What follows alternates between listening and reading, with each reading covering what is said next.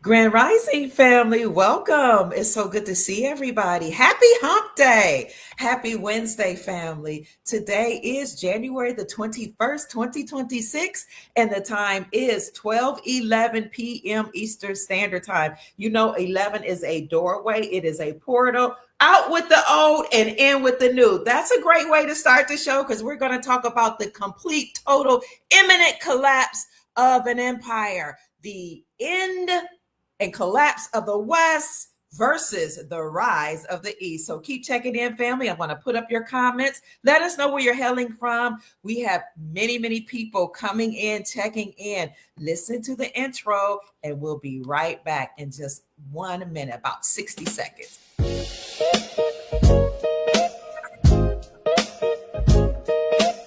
Go ahead and get your tea and your coffee, some water, paper, pens, questions, because we have a special guest who's an economist who studied economics and geopolitics to talk to us after the intro.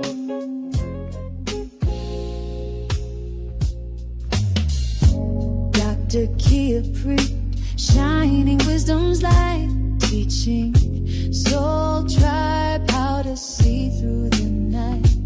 Ancient scriptures and bloodlines she knows, spreading truth wherever she goes.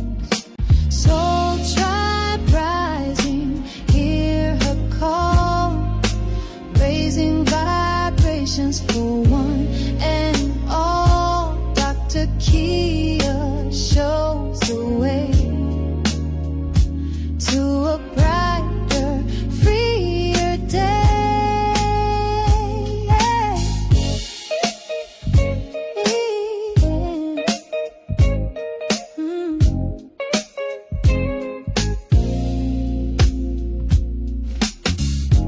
Through her channel, knowledge flows, breaking chains that hold us close, teaching paths to abundance and wealth, guiding others to free themselves. Soul tribe rising, hear her call, raising vibrations for one and all. Dr. Kia shows the way to a brighter, freer day. From currencies to investments divine, she's helping her tribe to realign with wisdom, ancient and new, showing what we all can do.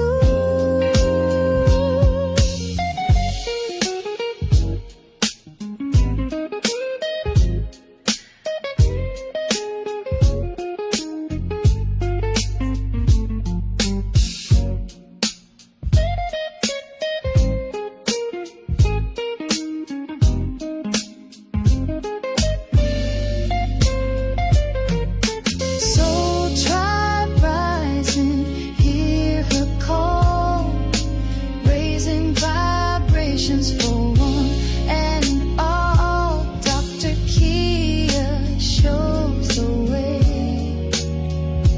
to a brighter, freer day. Soul tribe rising, hear her call, raising vibrations for one and all. Dr. Kia lights the way to a new and brighter day.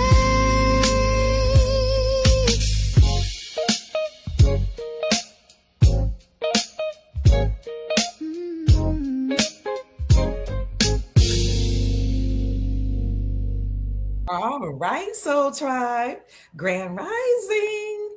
Oh, so many people coming in the room. Keep coming in the room. I'm going to turn on the camera in a minute. Y'all know how women are. I had to get my makeup on. Y'all, I didn't even have my hair done. I just put some water in it.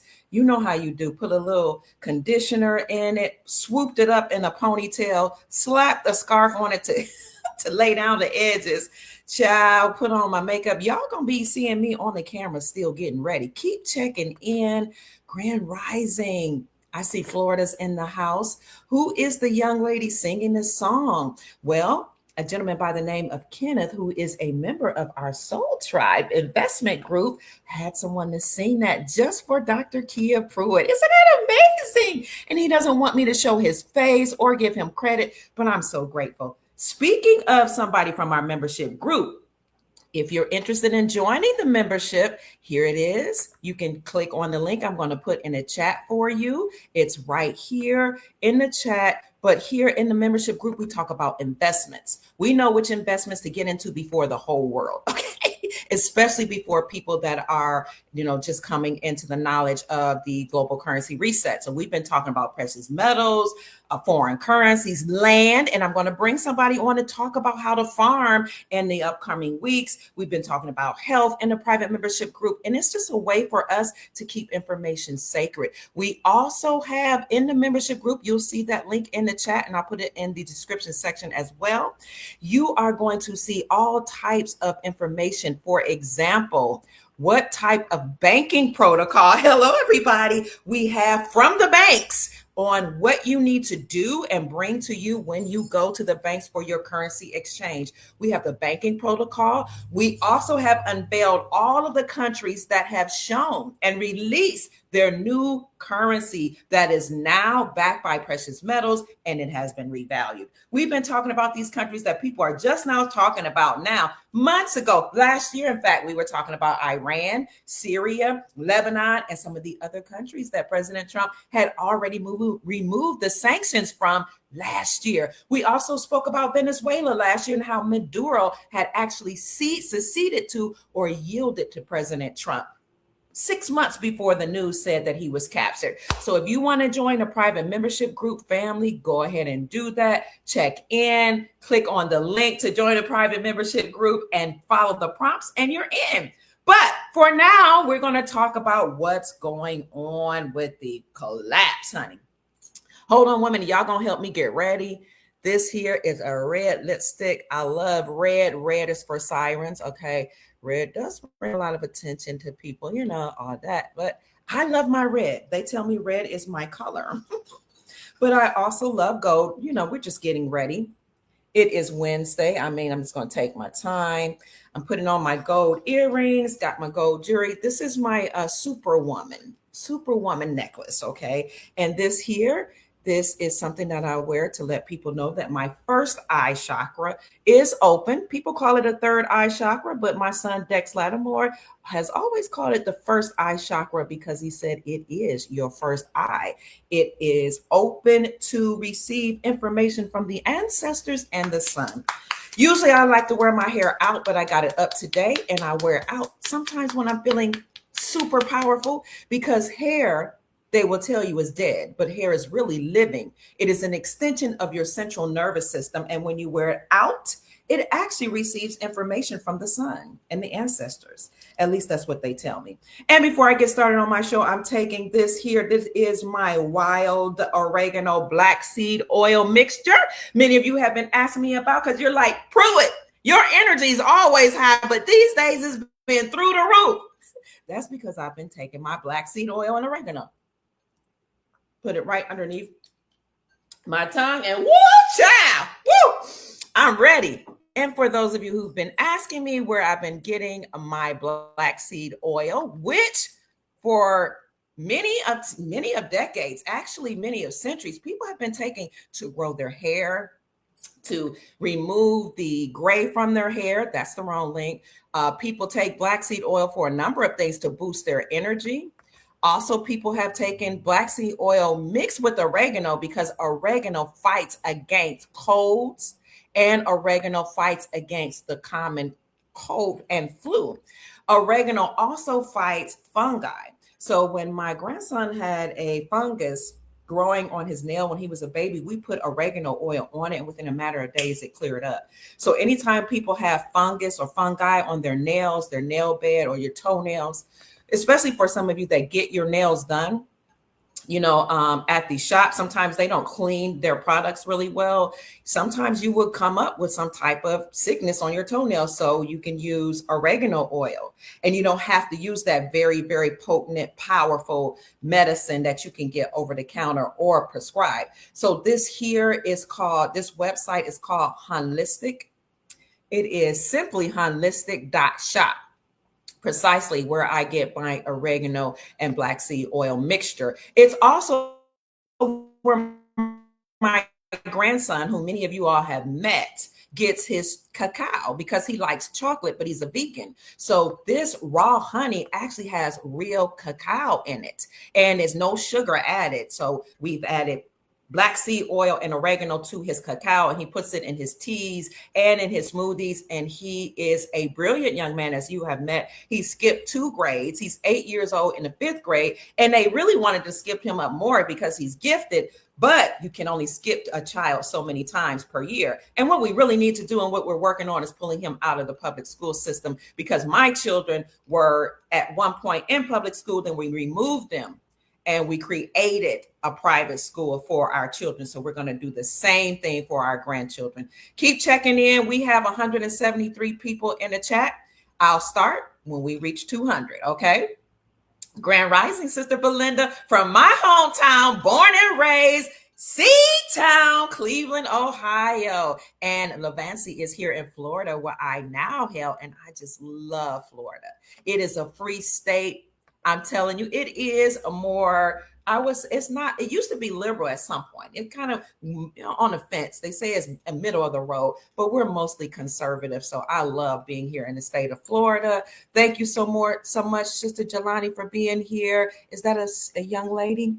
You never know. Jelanio, or it could be a gentleman. Thank you so much for being here. Greetings, Sister Shelley. Oh my gosh, the WEF with President Trump was on fire. His delegation is dropping bombs. Thank you, Sister Belinda. Send us some links so we can pull them up. Greetings, Canada is in the house. I have 188 people in the chat. We don't have 200 yet. Come on, hit the like button as you enter the room, family, and let us know where you're hailing from. Oh, Jelanio is hailing from Massachusetts by way of Florida. Which part? Because I'm in Jacksonville. And those of you that know about Jacksonville, we're from Duval County. And the way we greet each other is Duval.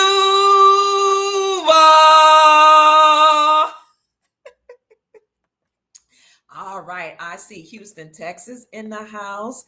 Grand Rising. Chiquita's in the house. We're almost at 200. Hit the like button, Sister Belinda says. We are at 192. This is going to be a great show with economist Dex Lattimore. I can't wait. You're grinding your coffee in Jacksonville, Florida right now as we speak. I didn't even have time to get my coffee, so I got my tea with my lipstick marks on here. I got my tea this morning, added a little cayenne pepper and cinnamon, because cinnamon, they say, is supposed to be used if you want to bring on prosperity and wealth. Oh, yes. I see you, Brother Gregory. We at 193 people. Come on. Melanated Girl Magic, nobody of knowledge says. All right. Hello, Ayana. Good to see you. Hi, Chief Mac. Chief Mac, you're going to have to chime in at some point. What a beautiful time it is to be alive when you're connected to the right people and source. I see Texas in the house. Chief Mac's been so good to the Soul Tribe, creating those private trusts. Speaking of private trust, family, get in where you fit in, because we are not going to be doing this forever. If you want to contact Chief Mac for private trust, email him at unityemotion45@yahoo.com. Okay. We're almost at 200. Grand Rising. You love hearing the intro song? Thank you. You just put black seed oil and oil oregano in your Manuka honey. All right. That is what we have here at Holistic as well. Manuka honey. Wow. Wow. I love that. Hey, Philip, it's good to see you. Am I right, Noble Son? Thank you. I love y'all so much. We're almost at 200. I see Texas in the house. Somebody is hailing from Montgomery. Hi, Kwame. Kwame, are you Ghanaian? Kwame means, is it Monday or Tuesday born? Friday born. Kwame means Friday born, right? From which tribe are you? St. Louis, Missouri's in the house. Duval is in the house again. Donald Trump's plane had to turn around mid-air last night. He was on his way, I agree, to Davos. They said it was electrical problems. I don't know if that's true or not, but some people say he might be headed back. Toronto, Ontario's in the house. Bradenton, Florida is in the house. That's near Tampa, I believe. Hi, Sister Sherry Watts. I love you and miss you, Dr. Watts. It's good to see you. Somebody's from Florida, live in South Carolina. Chiquita. Joyous Rising, Sunshine Gold. Oh, that's Brother Jelani. That's right. I better check myself before I wreck myself. Thank you, brother. Grand Rising. Somebody's checking in from Lincoln, Nevada. Chief Max in his house. FRB Supreme Magnetar, good to see you. Detroit, Michigan's in the house. Morning to you too. Grand Rising, Rivera Beach, Florida. Sister Erica's in the house. Belinda's in the house that said President Trump was on the right side broadcast on YouTube, and it was really good. You can't believe I'm right here in your area? I know. Knowledge, body of knowledge, right here in Duval County. We got to link up. Email me at kiapruitt@gmail.com. Hey, the ATL's in the house. Grand Rising. Oh, somebody said I'm looking absolutely gorgeous. Thank you, darling. 17 rings. I appreciate you, my love. Our vibrations are high, Philip. I agree. What a beautiful time to be alive. Peace and love, family. OCO to all my indigenous family. I see Dublin in the house. Hi, cool November. OCO, that's how we greet each other. Southeast DC in the house. Patrick's in the house from Statesboro, Georgia. Chosen Girls from Maryland. Yamasi and Taino. Kwame is born on Saturday. I got it wrong. I thought it was Friday. Thank you, Brother Kwame. Grand Rising, Jacqueline. Ooh, who is this? Empress is rising this morning from Jamaica. Ja is in the house. I love you more, Sister Christy. Thank you so much.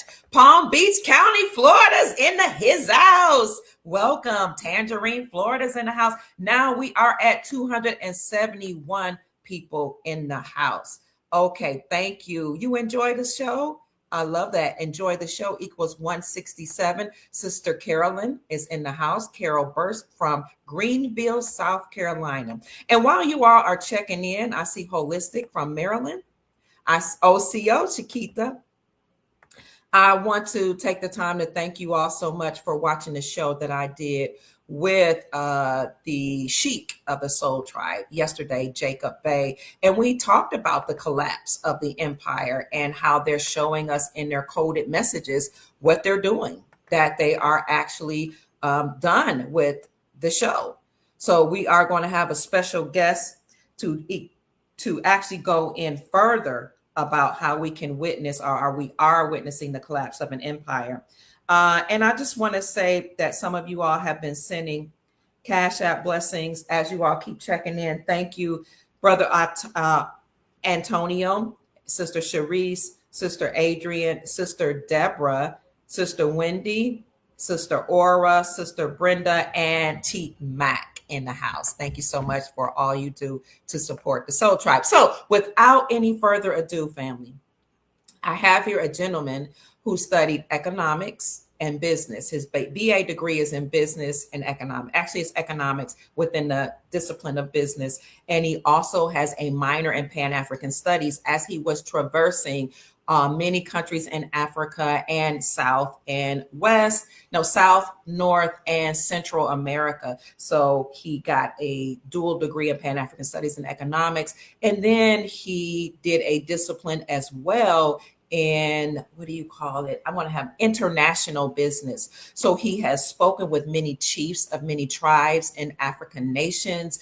He is the godson of Malcolm X's eldest daughter. We call her Ambassador Shabazz. She is the ambassador for Belize. He has traveled with her to Belize in many different places. He has played, as he is also a very phenomenal expert musician. His father played the organ, piano, the bass guitar, the lead guitar. Excuse me. He played the trombone, the trumpet, and the saxophone. And he even can play a comb and make it sound like an instrument. So his father actually taught him how to be a musician. As such, he's been working since he was about 8 years old, playing music mainly in the church because he served as a minister of music from the time he was a child. So he was earning money as a minister of music and an organist and a pianist and a lead guitarist. His uncle, his father is Douglas Lattimore. You've heard me say that name before. His uncle is Ronnie Diamond Horde, who played and the Ohio Players, that group, that funk group. So many of you know who he is. He has played with Molly Music, the Clark Sisters. He's played from gospel all the way to, R&B, contemporary pop, jazz, rock, all types of music, not only on the world stage, but also abroad. He has a home in Belize, so he's I don't know, I don't know if it's called bi-coastal, but he has a home in Belize where he lives part-time, and he also lives here in America. It's a phenomenal gentleman. He's also been on the lecture circuit with his great friend Musa. Musa is from Senegal, his best friend that he helped come to America and introduced him to our family. So Musa is one of my sons. This gentleman is a phenomenal young man. His name is Dexter Elijah Lattimore. And without any further ado, I welcome Dexter to the show. Hi, Dexter. How are you? Yeah, hello, and thank you for the wonderful introduction. You're welcome. You're welcome. Yes, ma'am. Yes, ma'am. I'm actually my second home is in Brazil, not Oh, Belize. I said Belize. I'm sorry, Brazil. I don't know how I got those Yeah. confused. Brazil. Yeah. But I did, like you said, I traveled to Brazil to Belize with Ambassador to do work Okay. there. Okay. Uh-huh. And who are you? Yeah. You are the economist of the Soul Tribe, and you also very special to me. Well, I would happen to be your son. Well, isn't that wonderful? Isn't that special? That's wonderful. Yes, it is. And I today I wanted to talk about a lot of the things that you've been discussing on your show. Hello, Okay. everybody, to everybody in the chat. Good to be able to And Chief speak to Max said, everybody. "What's happening?" What's up, Chief Mac? He'll But come yeah, on later. He'll come on later towards the end to say some things. But this is your time. I yield to well, you. well, yes, ma'am. But everything that you've been discussing for the past several years on your channel has pretty much come to play out uh, as you have predicted. And it's interesting because you reminded me of the Truman Show, right? Everything is a stage, right? You have the TV. Yes. Everybody has to be able to see and to be able to consume the information. So they will put the information in small bits and fragments. But if you actually look behind the scene, which you have been doing, and you investigate, you are able to find a lot of information, and that's what you've been doing, and that's what you've been providing for your audience. So I think you've been doing a phenomenal job at Thank you. uh, giving the information in advance. Thank you. So, what are we really witnessing? Because, you see mainstream media reporting one thing, but then when you look behind the scenes, you kind of think something else is going on. What's really happening? Well, you have what we call, well, what they would call the first world versus the third Okay. world, right? Okay. Or the Western powers being Europe, America, and their allies ever since World War II. This is really Mm, the world that we live in is a post World War II era.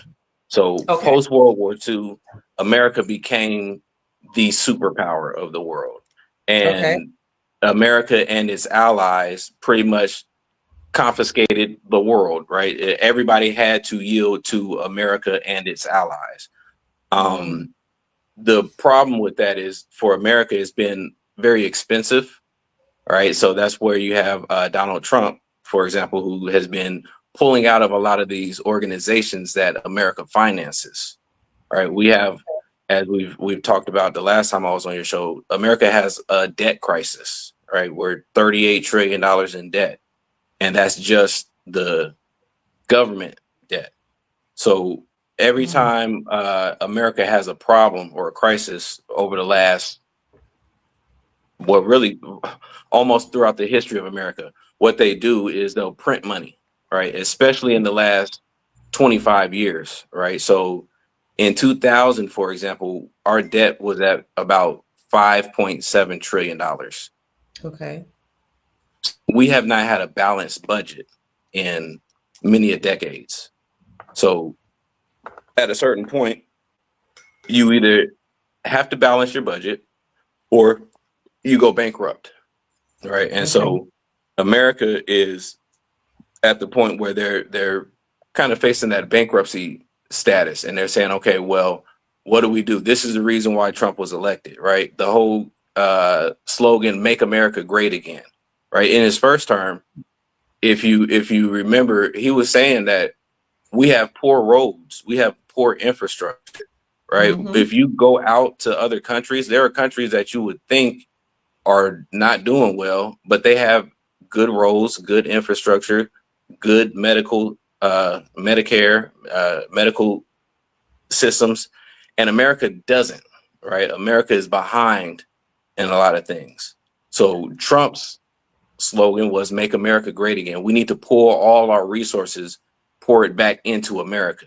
Mm-hmm. We have extended ourselves too far, right? We're spending too much money on the rest of the world, and in turn, we're not getting what, there's not a big benefit from it, right? We don't profit from it the way we used to, right? We used to have, where if we were in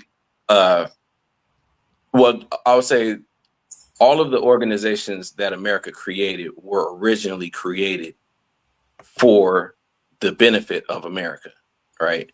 But Okay. we're in a different time period, as well as the fact that people in the world don't see America in the same light, right? Mm. We have been fighting wars and conflicts in so many different countries around the world that a lot of countries in the world don't have a good perception of America, right? When we're talking about governments, Okay. right? So then you have the title of this being "The Fall of the West and the Rise of the East." The West, Europe, and America are right now in a position where they are losing their power. They also are in debt, and they're in debt to other nations of the world, Mm. right? Europe, for example, owes a lot of money to China. If you remember, in 2013, Greece, Italy, and I believe Spain and Portugal, I think as well, were facing bankruptcy as a government, right? So they were bailed out, right? China bailed them out, gave them a lot of money, but Okay. that money is due. They owe money Oh, to the okay. country, and you have to pay your debts, right? So the problem with America and Europe right now is that we don't produce, right? We're high consumers. We Mm-hmm. don't produce the things that we consume, right? So the reason Trump is in office right now is to bring back, as he has mentioned, bring back the manufacturing jobs Yes. to America, right? So America right now, we have to create more products. And so, but what they're relying on and hoping for is that the artificial intelligence will be able to make production better, right? To where Okay. we can produce things without as much manpower. I see. The question is, how many jobs will that create in the country? We don't know, right? And then also how much time it will take to bring these factories back to America.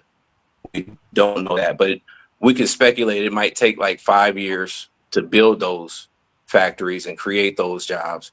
So it will take time for America to be able to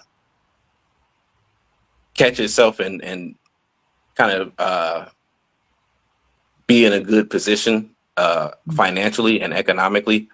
But right now, between now and then, when things kind of balance out, that's the question of how bad it's going to be, Mm. or how good it can, how good we can land the plane is what they're saying. Like economically, can we land the plane without high turbulence, right? Mm. Can we have a safe landing where there's not too much financial crisis, there's not too much uh, turmoil in the country while we create these jobs and while we uh, kind of make America great again. So that's America, right? But now you have the rise of the East, Yes. Iran, Mm. Russia, China. These would be the countries that are rising quickly in economic status as well as uh, military status. All right. Okay. America and the West has had enemies around the world, as aforementioned, Iran being one of them. Now, the interesting part of where we are in the world today is that, again, war costs a lot of money, and having enemies is costly. And so, where Trump, I have to give him a lot of credit for what he's been doing. Yes. Uh, he has said that he doesn't believe in wars, right? And it seems that he has actually been pulling off not having as many wars as we used to have.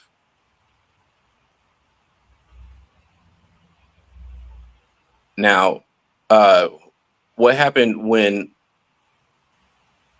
uh, when Biden was in office? We pulled out of Afghanistan. Well, we actually got kicked out of Afghanistan. Okay. Yeah, so when we lost the war in Afghanistan, that signaled to the rest of the world that America cannot sustain a war. All right. We have not won any wars since World War II, really. We fought a lot of wars, right? Vietnam, Korea, and a plethora of other covert wars, but we haven't won any wars. And then you can't take over a nation without having boots on the ground, without staying there. Right? Okay. There's a saying that during the war in Algeria, the French acknowledged that the moment you leave, the moment you step away, the people take over the Mm. country. Right. So Mm-hmm. that's exactly what happened in Afghanistan. The Okay. moment we left, the ones that we kicked out of office took right back over. Right. Mm. Um, so yeah, so now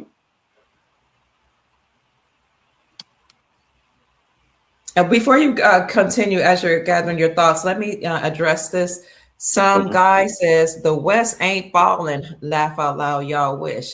So what we're talking about when we talk about the West is not America, the people or the nation. We're talking about the Western Empire. So we're right. talking about the United States Incorporated. That was the pseudo Roman Empire that's connected with Europe. So we hear what you're saying. America's not going where the nation, the people, the country, the landmass, but the empire. That's what people consider the empire, the United States empire, as the West. And at the same time, as that is collapsing, United States Incorporated, you have the rise of the Eastern nations. And we're not saying that they're going to take over the West. What we're saying is they have been considered a third world nation or emerging economy, and now they're rising, they're coming back up, they're reestablishing themselves as a sovereign nation, they're reclaiming their power, took their money back or their resources and go back from the West, from the Pope, the Roman Empire, and they are now making alliances, forging alliances with other nations militarily and economically so that they can sustain themselves and prevent any type of comeback from, excuse me, the West, speaking of the United States Incorporated and Europe. So correct me if I'm wrong. No, I agree. Minister And Lattimore, since you the are a minister. well, no. The strategy of America has to change, and that's the thing Yes. is that America, like you said, cannot be the empire that it once was. Right? America, we consume a lot. We don't the things that we have, we don't produce it, and Mhm. that's unsustainable. Especially when you have a world where you have enemies, and if you have your enemies or competitors who are the ones who create for you, then you have a high dependence on those countries. So Okay. now, when you look at America versus China, right? a lot of our products come from China. Mm. The rare earth minerals, for example, that we use in our phones and our cars and things like that. China's the only country that manufactures the rare Mm. earth minerals in the world. So now again, what Trump is saying is we need those factories here because we can't be dependent on China to produce those rare earth minerals for us. And what happened last year, actually, China restricted the amount of rare earths that they were selling. So that created a crisis here in America, may have been Mm. behind the scenes or whatever, but these are problems that our system is having, right? And And then not you have just the But you mhm, you mentioned to me the other day that China's restricting the exporting of silver as well. silver. Okay. Yes, Okay. yes. And that's the situation is that we have all of our products being or a good portion of our products being produced outside of the country. And Mm. if we're relying on these other countries, then they can easily cut us off. Right Mm. now, when you look at Europe, for example, the war in Ukraine, in the beginning of the war in Ukraine, Europe was relying on Russia for like 70% of their oil, 70% of their energy. They blew up the pipes that were coming from Russia uh, to Europe, and that created a crisis for Europe, right? So they're having heating crises, right, and energy crises. And what people have to understand about oil is that oil is used in everything, right? First of all, oil is what we have to transport, obviously, the goods. So if the price of oil goes up, then the price of all goods go up. That's what we Absolutely. were witnessing. Excuse me, brother. Miss or Mr. Vixen, I see your comments, and if you can't be respectful, you will be dismissed. So we appreciate you having an opinion, but it must be respectful. All right, go ahead. Yeah, just saying that America and Europe has been relying on the rest of the world, and the time for the rest of excuse me, the time for America and Europe of relying on the world is changing. They can no longer rely on the world the, to produce the goods. So now what's occurring is that America, right, looking at America right first, America is now trying to produce all of these factories and the products that we need here in America. We have to become self-reliant, and that's a theme that's going on in the entire world is that we need self-reliance. Every country has to be self-reliant. Um, right now in America, you have the stock market is at an all-time high, but they have not.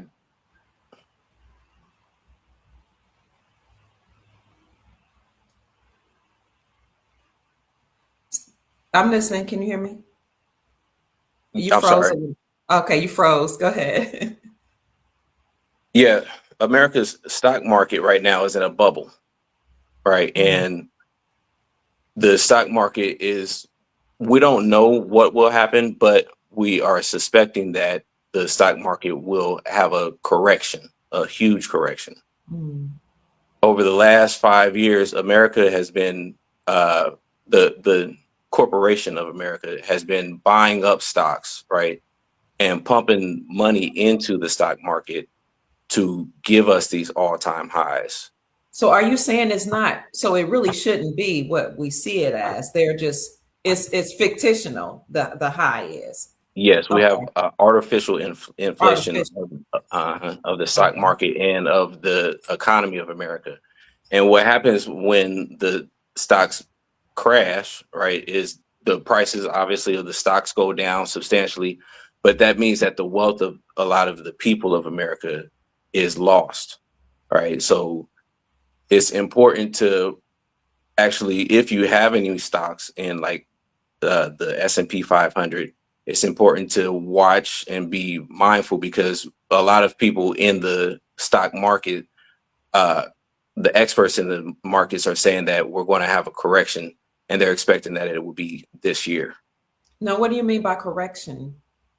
That the stocks are overinflated, right? Okay. So right now, the AI technology companies are leading the stock market highs.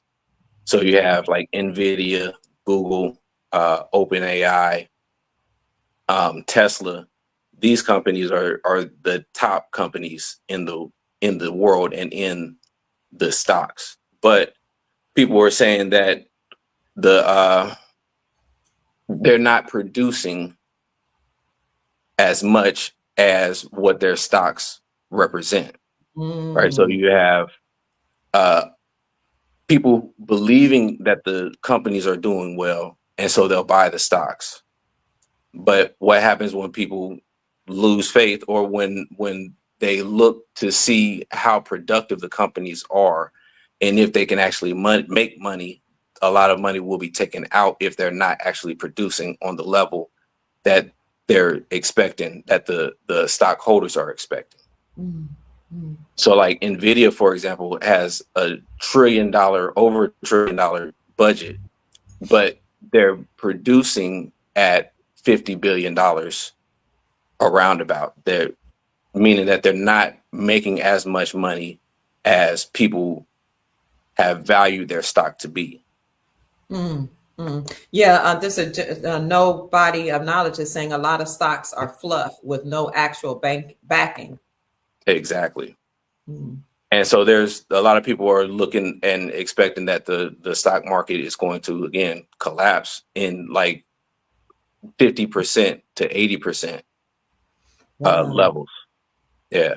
And then when you look at like just 5 years ago, these same stocks were not nearly as high as they were, like the AI stock, the Nvidia stock, or the Google stock, or Meta, which is Facebook.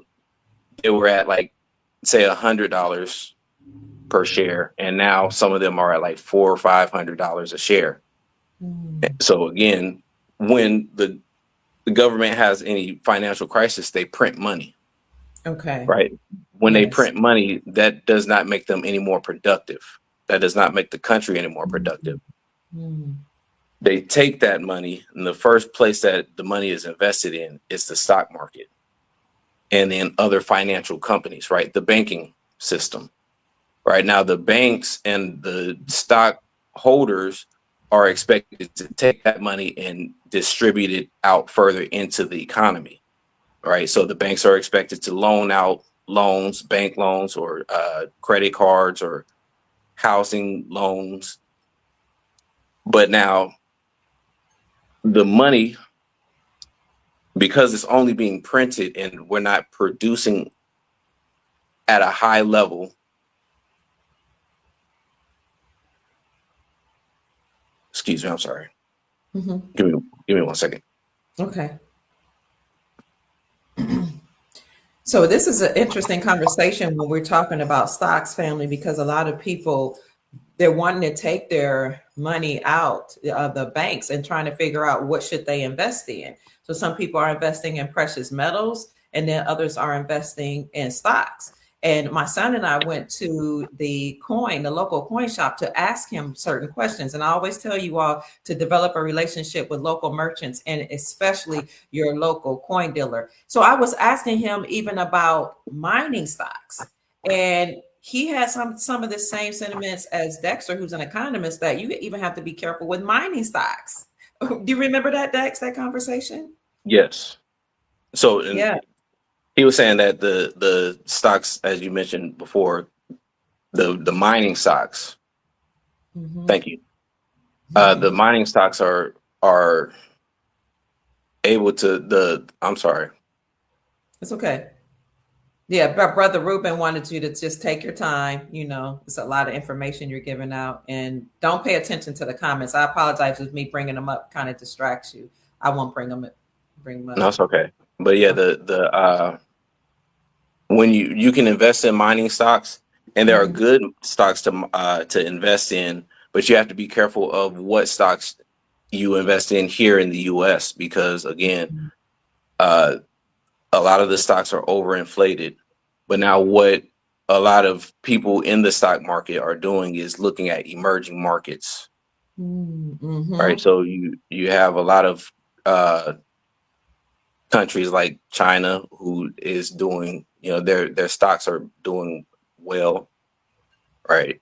You have, as you've mentioned, obviously people are taking their money out of the stocks, and even the rise in the prices of gold and silver is an indication, right? That's an indicator in economics that the the system is not doing well, right? We have a financial system that is having a lot of problems, and so anytime the investors see that there's a problem in the financial system, they hoard gold and silver, right? And so the more people jump into the gold and silver, that's the reason why you have prices of the gold and silver going, crazy right now at astronomical highs.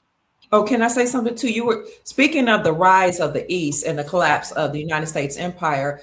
You were talking about now people are trying to figure out where to put their money. A lot of people don't know that there's a high interest in Iraq. That's in the East. There's a high Mhm. interest in actually investing in their stock market, Iraq, because as you're saying, they're an emerging nation. And Right. so, for those that can't see the rise of the East and the collapse of the United States Incorporated, in our private group, we've discussed how the stock market in Iraq is doing phenomenally well. Mhm. As well as something interesting about Iraq, America just pulled out their military from Iraq. Like one of the main bases that America had in Iraq, they just pulled out, and they've taken all of the troops and all of the excuse me, all of the artillery and everything, They sure have. and they brought it back to America. What that indicates, as you've mentioned, is that uh, Iraq is gaining sovereignty, full sovereignty.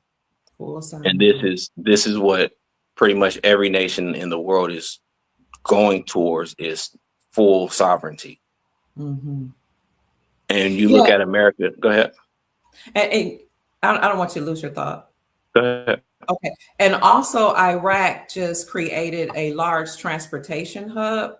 They have the largest transportation system in the whole Middle East. And some say possibly the largest transportation system in the world. Speaking of the collapse of the empire here, the United States Incorporated and the rise of Iraq in the Middle East. So what they did is they connected more than 66 countries to their transportation hub. And they're saying that their transportation system now is more effective, more efficient, and faster than any other transportation hub that's ever existed. So I'm just And confirming what you're saying. Yes. and see, what you're talking about is connected to the Belt and Road Initiative that China Okay. had.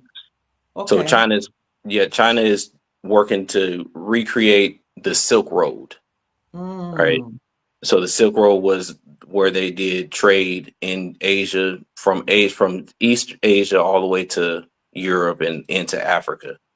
mm, That was, over 1,000 years ago. So now China is recreating it in a modern sense by putting high railroad and lighting systems into all of those countries, going from China throughout the Middle East.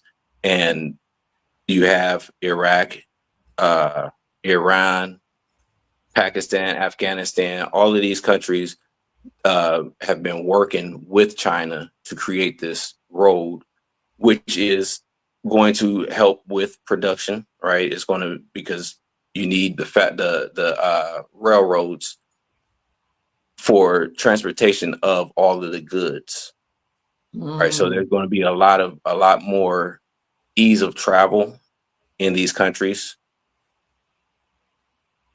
When you look at Europe, when Europe colonized the world, they set borders, right? Specific borders for these countries. The countries like the map that we use today is a map that was drawn up based on post World War II, right? Okay. The winners of the war were able to redraw the map in their favor. The countries that we're looking at, that we're talking about, whether it's in Asia or in Africa, they didn't draw those lines themselves. Oh, So okay. when you look at the Mali Empire, for example, in Africa, they were most of West Africa, right? Now the Mali, when you look at Mali, the country is one small country with a lot of border countries around it, but most of those border countries were a part of the Mali Empire, Oh, right? okay. I didn't know Yeah, that. Okay. Senegal, Burkina Faso, a lot of these countries, Chad, Niger. exactly, were a part of the Mali Empire. And And can you so say what just happened to them? What they just did recently? they kicked out the French. A lot of the Western African countries kicked out the French, and the French actually. When I went to Senegal, I realized that the Senegalese still pay taxes to the French government. Wow. Their currency is actually tied to the French government.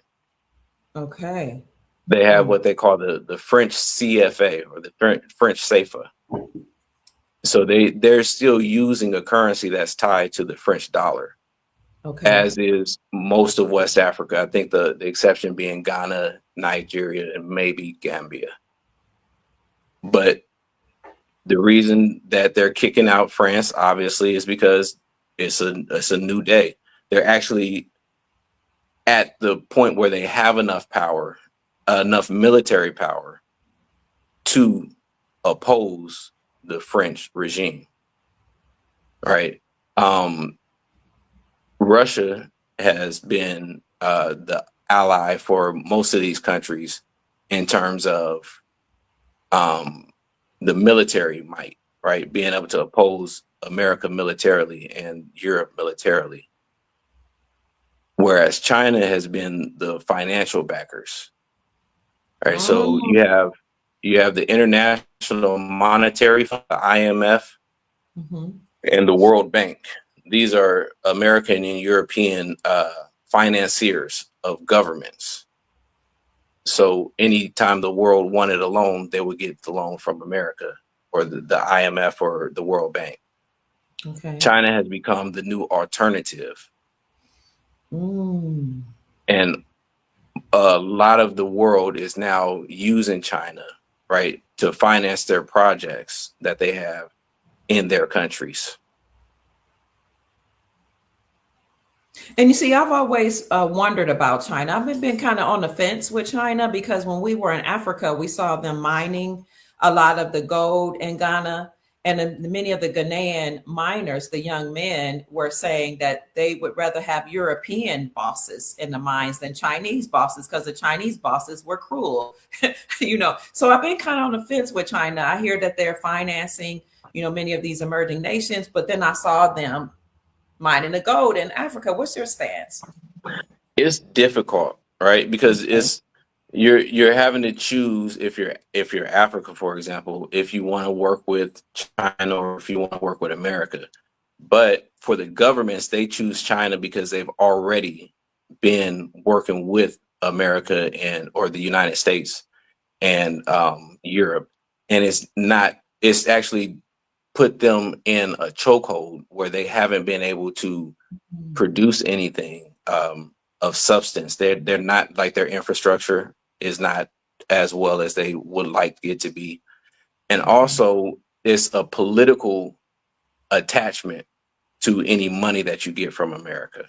Okay. So Yeah. a lot of the countries are choosing China because they say, well, China has told the countries, we don't care Mm. how you vote in the UN, right? We don't care how Oh, you decide your own politics.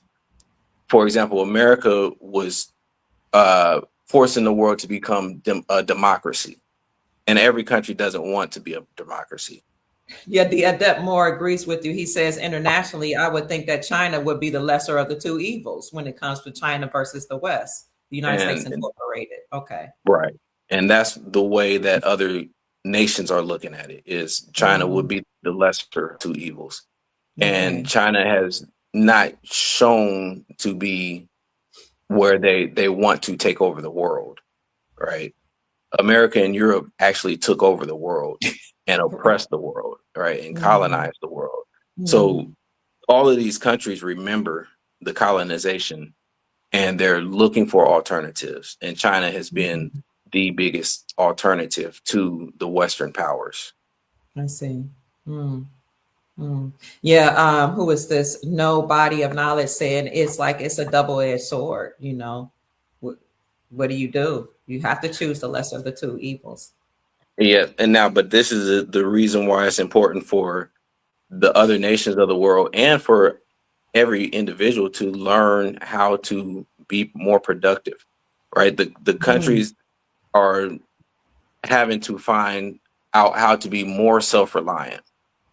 Um, in Africa, for example, they're creating different systems, financial systems and otherwise, to where they're interconnecting their border countries.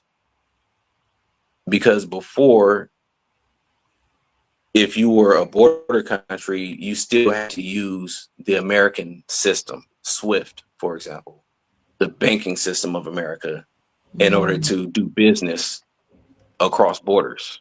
okay. All right. So, um, for example, if uh, Ghana wants to work with Togo, they Mm-hmm. would have to use American dollars in order to do business, whether it's uh, buying coffee beans or buying gold, they have to use the American dollar.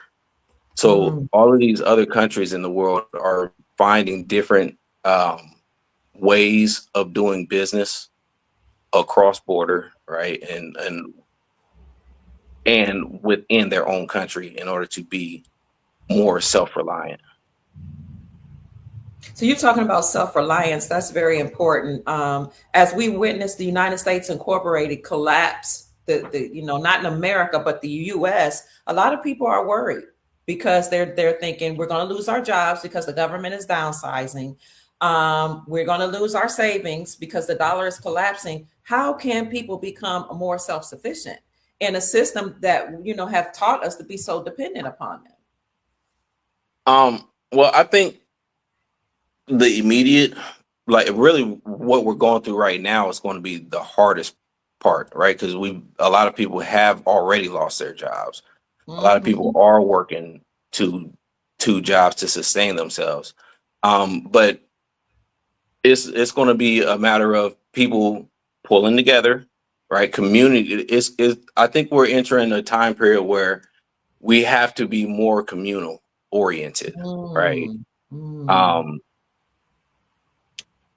People have to create the community and work together in their cities, right, in their communities, and build things like farms, right, or gardens, right, so that we're able to eat, right, mhm.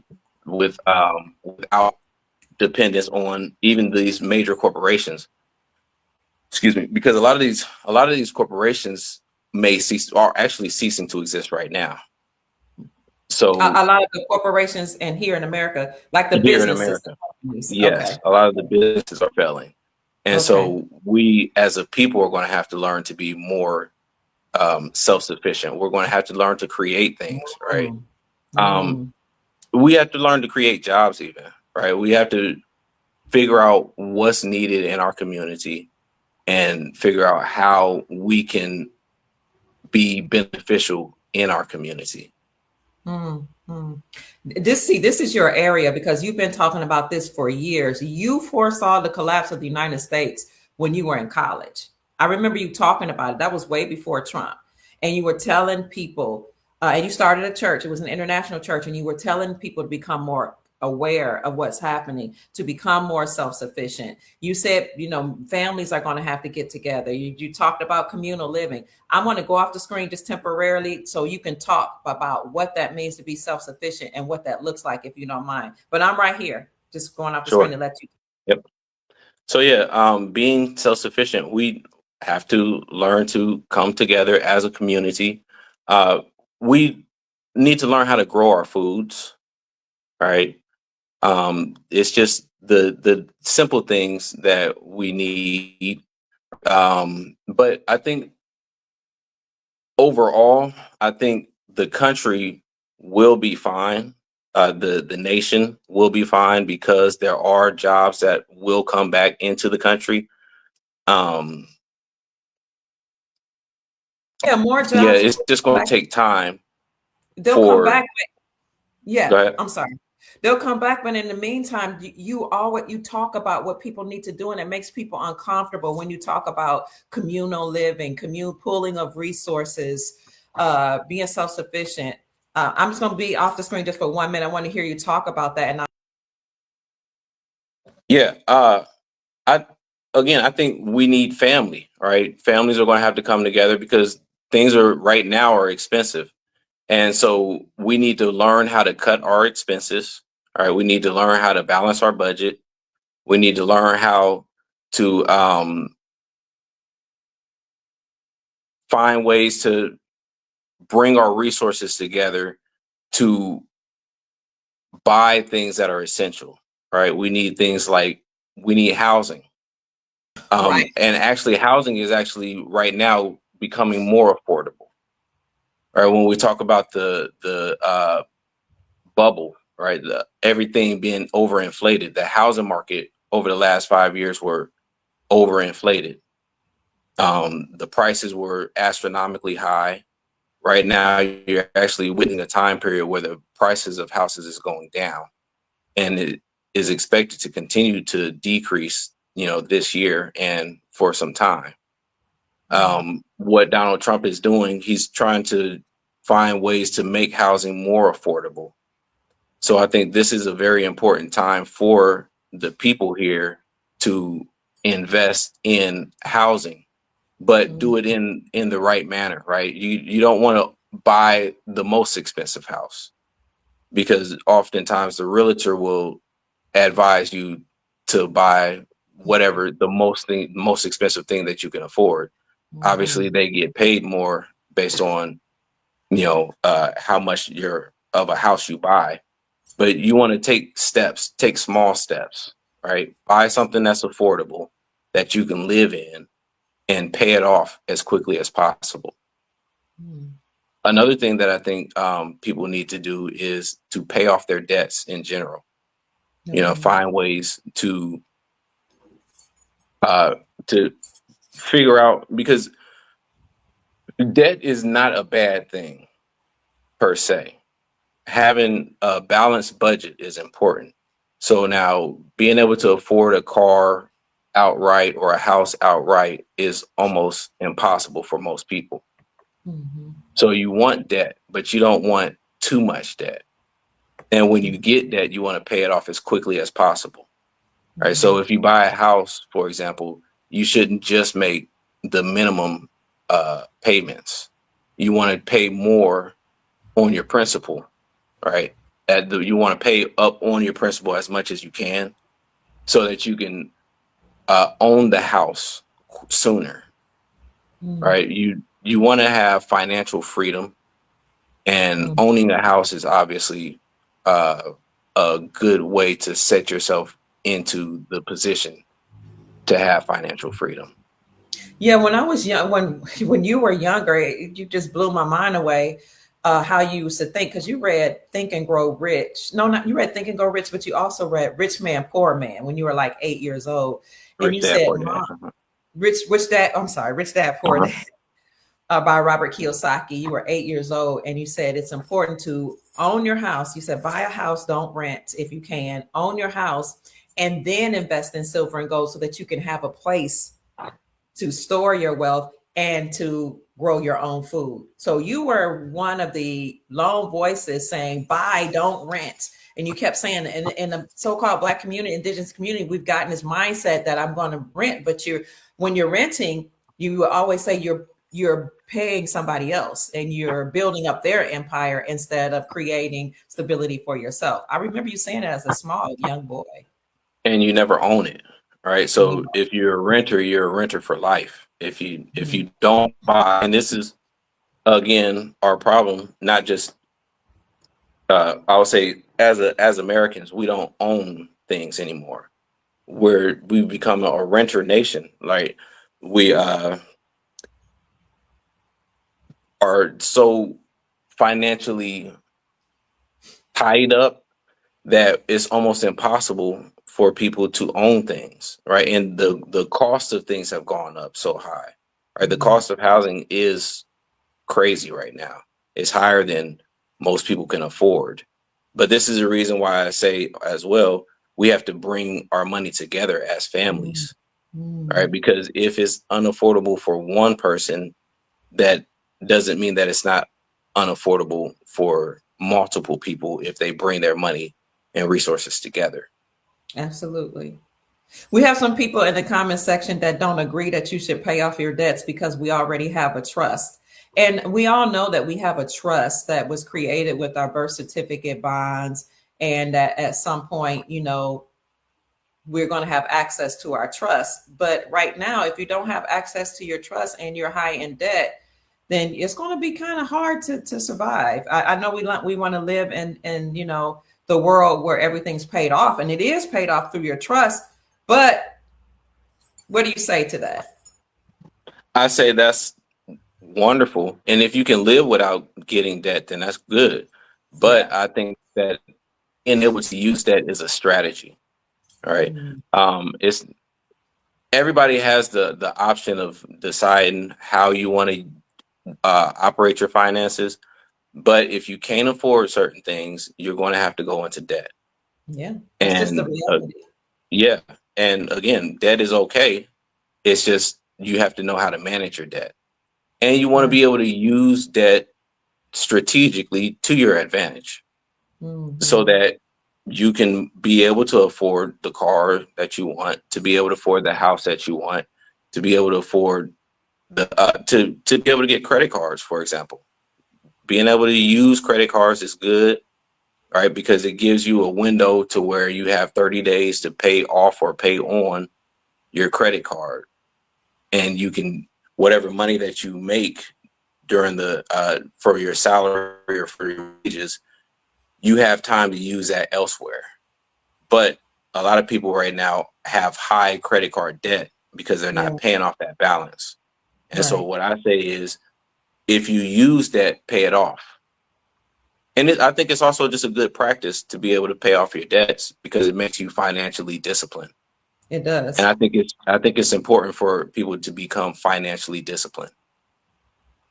Yeah, people have to remember that you are an economist. Your degree and your discipline and your way of thinking is economics. So while many of us on this other side that we know we have access to a trust, we know we're sovereign. If you're not discharging your debts using your trust, then you're using debt. So it doesn't make sense to pretend like most people aren't using debt. It's just the reality that in which we've been living. I'm not saying it's good or bad, but some people play the credit game to get ahead. And if you are, in debt, then Mr. Lattimore is saying the best thing to do is to pay it off. I don't know how anybody else out that's listening feels, but if somebody owes me, I don't care if they feel like they're sovereign or not. I expect you to pay me and pay me on time. Hmm. And I don't believe that all of these banks are just going to crash and go into non-existence. So Mm, you're going to mm, have to rely on the banks at some level, and that's not going to change.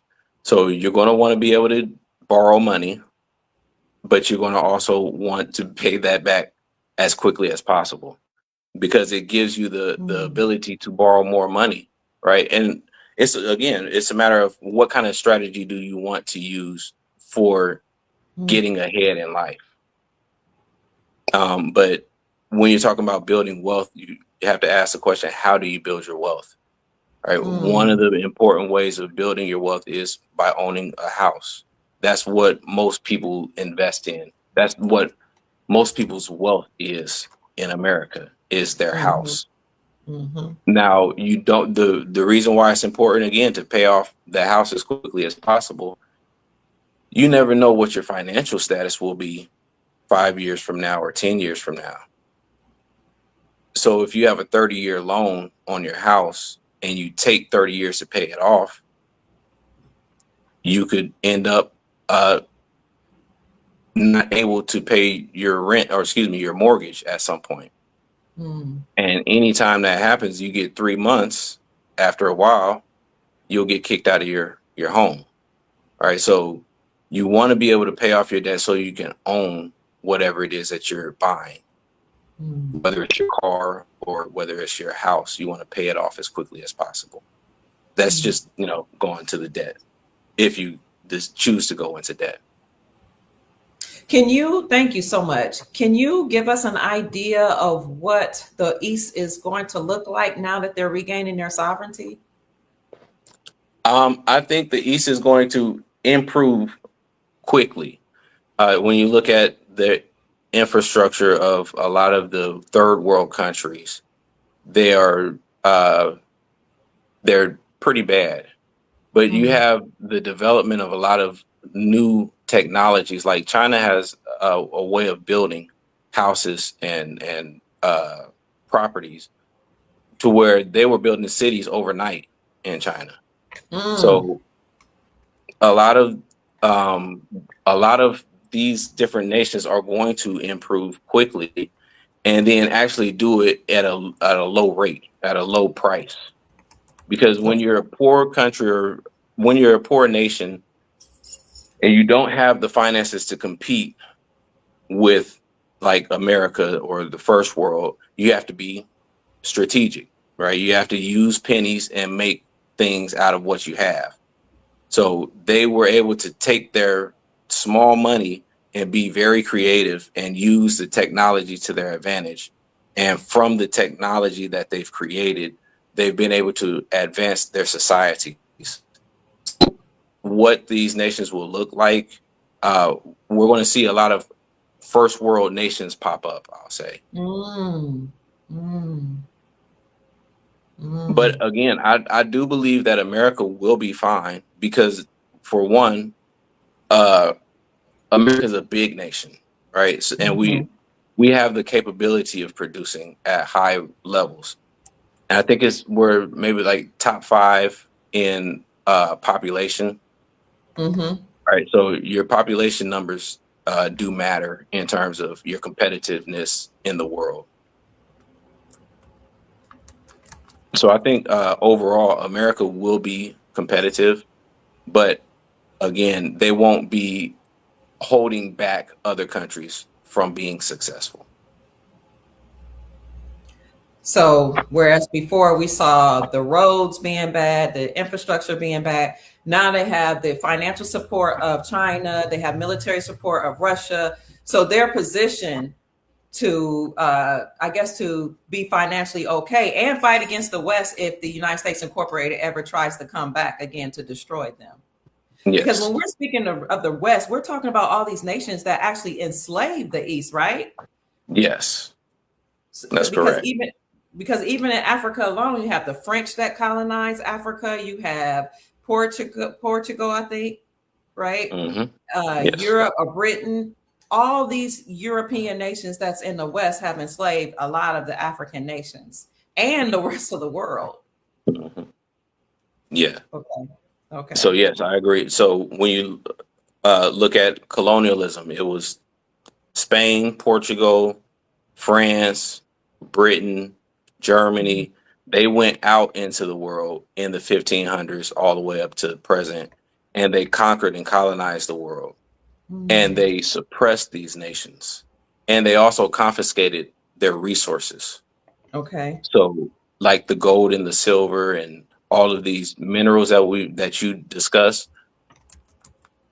Europe and America has been taking these resources from other countries, and that's how they've been able to be so financially robust.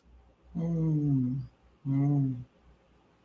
a lot of You're, these nations, go ahead. no, go ahead. I was gonna No, say a lot of these nations, you're doing a these phenomenal nations, job helping to mhm, see why the East was struggling because they have so many resources, but they were struggling because they were colonized. But go right. ahead, I'm listening. Okay. Yeah, but they have the resources.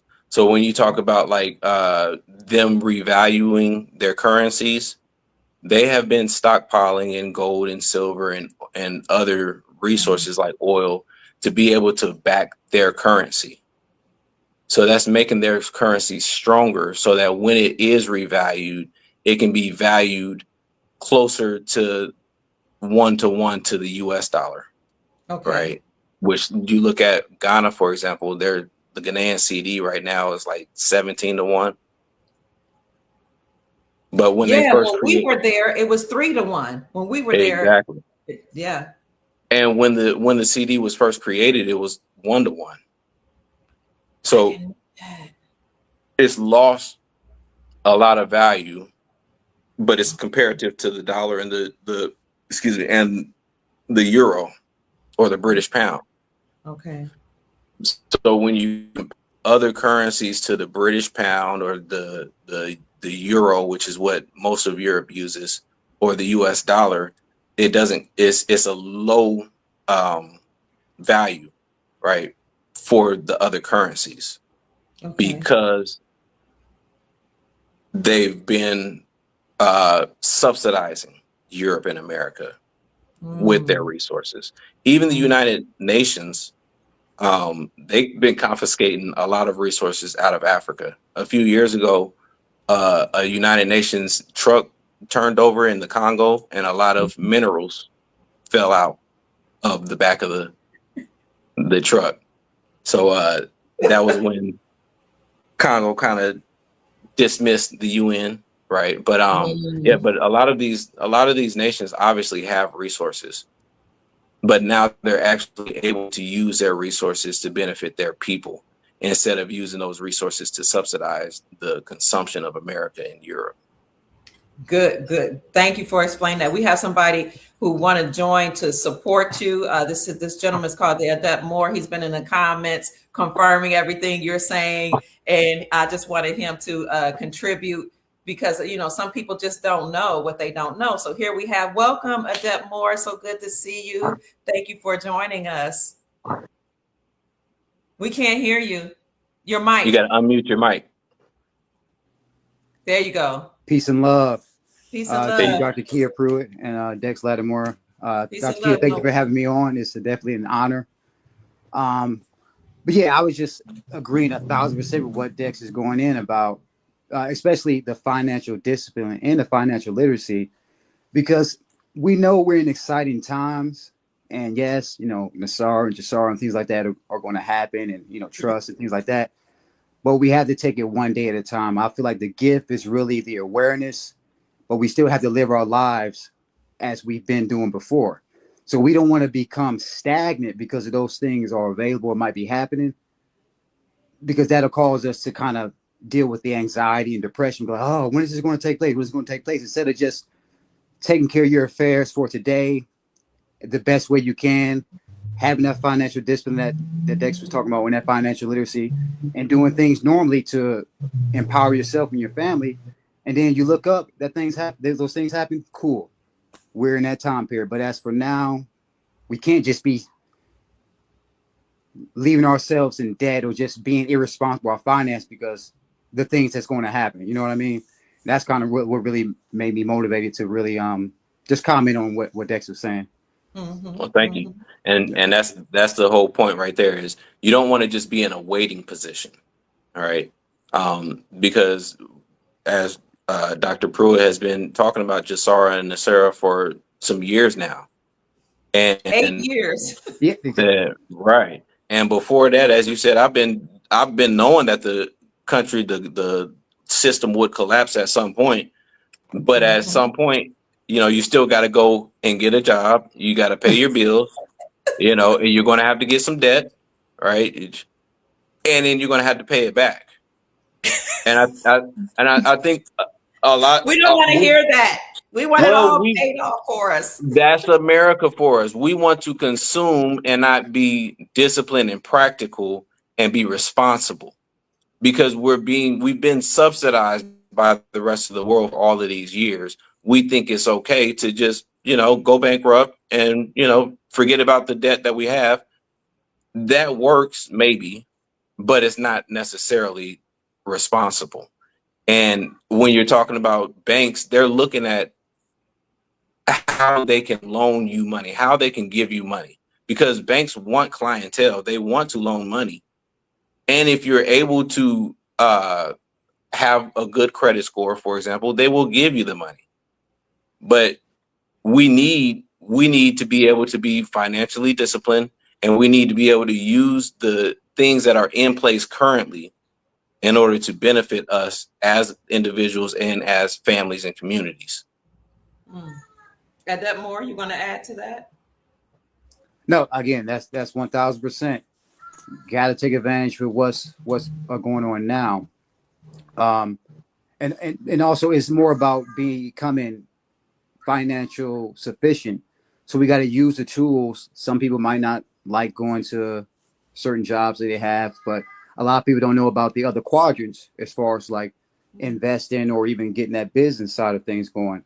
So we just use those tools to invest and increase our funds. And then before you know it, we could have enough to fund ourselves to maybe fire our boss, kind of how Robert Kiyosaki was talking about in I read the cash flow quadrant, that version of the Rich Dad Poor Dad. But you can fire your boss and fire your employer once you build up a substantial amount of investment funds, or your business took off and things like that, to give yourself a little bit more ease and kind of buy your time back. So again, Right. I mean, I agree 1000%. I'm going to do a little self-disclosure. Oh, go ahead, Dex. Go ahead. I was talking about Nassar Jassara in 2017, right?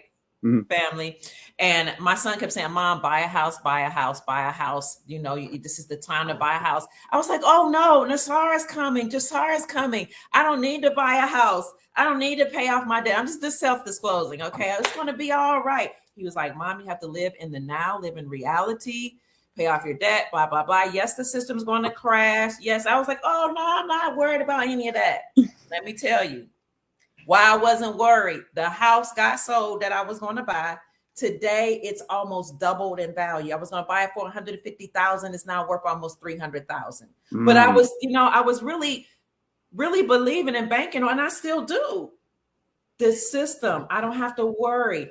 And meanwhile, whatever bills that I didn't pay, it all caught up with me, because even after the shutdown, they still was like, come on, pay them bills. Them bills are due.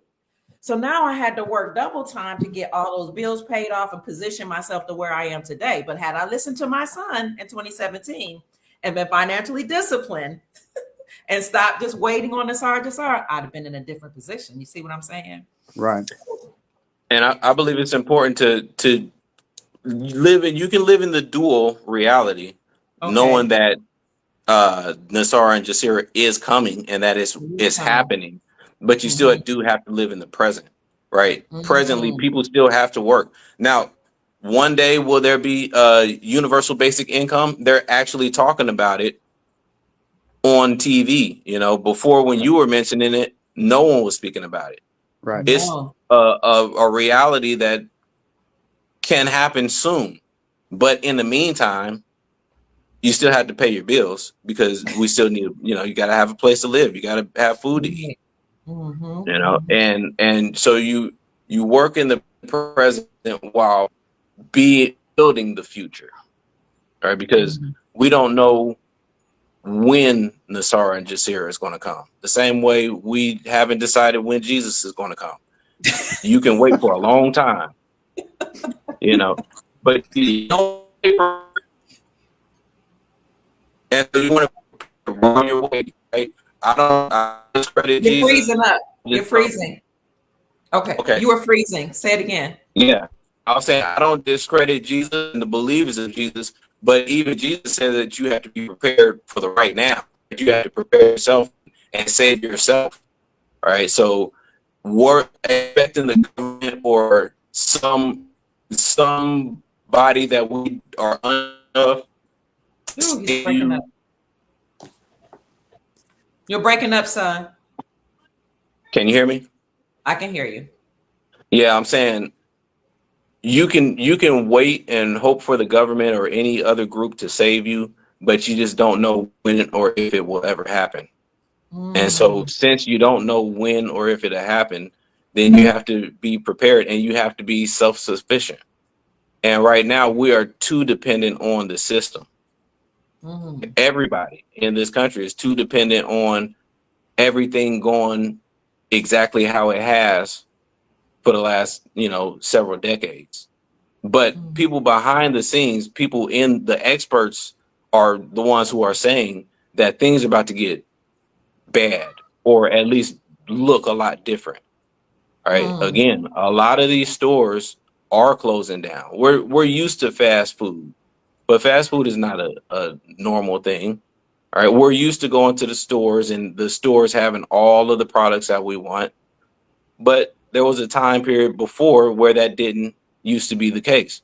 So you just never know what might happen in the future. So you want to be prepared.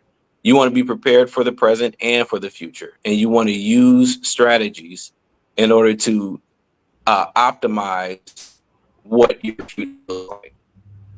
So this is a great conversation. People are saying they appreciate the conversation and they have a few questions. One of the questions they want you brothers to answer is, how do you feel about filing for bankruptcy? And I'll let you as the economist, no, I'll let you speak second. I want to hear from the Adept Moore, and then you as the economist can speak as well. Adept Moore, how do you feel about personally, whether it's, you're not telling people what to do, but what do you think about filing for bankruptcy?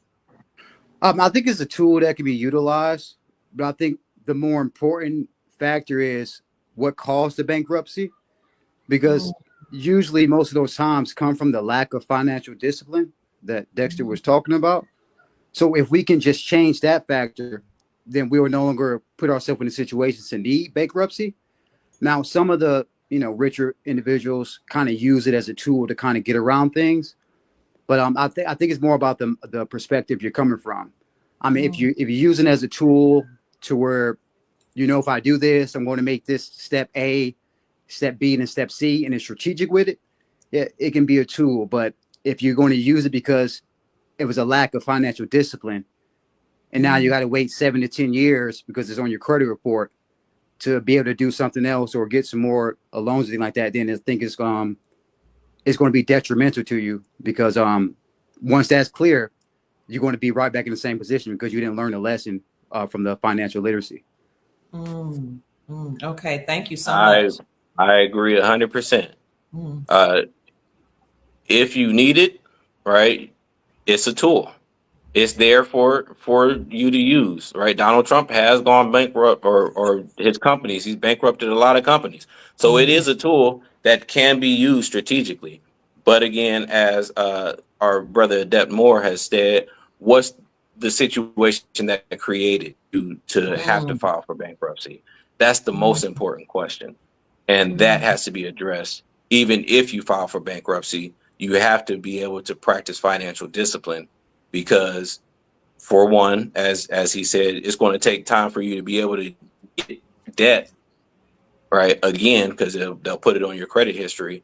But also, whenever you need that money, whenever you need to borrow money, you'll you'll face the same problems if you don't correct the reason that that you had to file for bankruptcy in the first place. And when you're filing for bankruptcy, the bankruptcy attorneys actually make you go through counseling. They make you go through counseling to learn financial discipline, and they make you learn how to create a budget. They teach you how to budget your money, how to spend your money correctly, and you have to go through that before you finish the process of bankruptcy. So what you guys are saying is spot on. Right. So it's better to learn on your own than put yourself in a situation where you're kind of forced to learn, because you're not going to be as excited about being forced to do something as opposed to taking the Mm, initiative yourself to do it, in my opinion, at least. mhm. Absolutely. Absolutely, absolutely. Somebody asked it. Somebody else said, "Shall we play a game?" The credit game. I mentioned the credit game.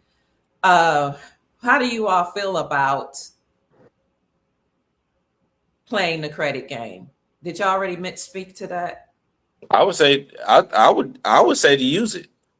It's something that you can use. But again, it's about having a strategy, having discipline, and having a goal. Right. Mm, So you want to know it. Don't just get credit for the sake of getting credit.